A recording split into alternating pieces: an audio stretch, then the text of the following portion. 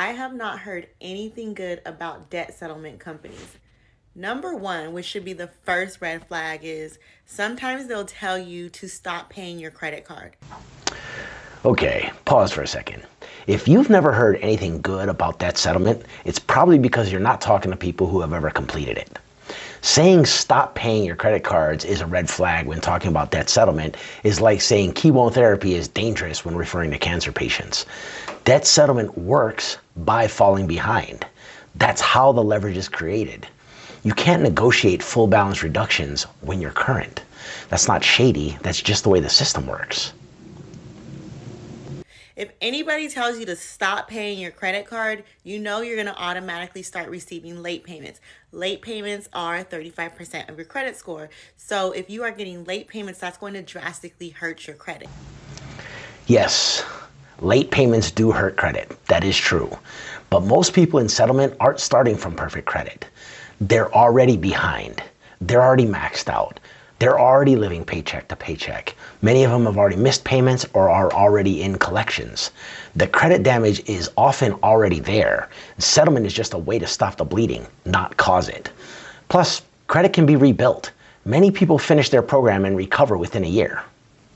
The second red flag is they're going to set you up an escrow account or a savings account. They're going to put that money on the side so that way they can negotiate accounts for you and get them at a lesser amount. You can do that yourself. And then about the escrow account, yes, you technically could save your money in your own bank account, but the third-party account exists for legal compliance and transparency. It's not for convenience, it's for your protection. And saying you can negotiate yourself, I mean, sure, you could also represent yourself in court too, but most people don't because this stuff is hard, stressful, and very high stakes.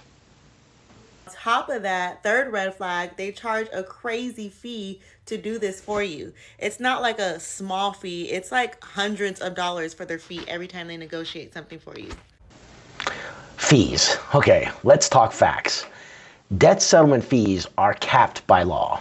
No company is allowed to charge you a dime until they've settled at least one of your accounts. And those fees, they're generally based on how much you save, not some random number. No savings, no fee. That's FTC law. The fourth red flag is their contracts typically are 24 to 48 months.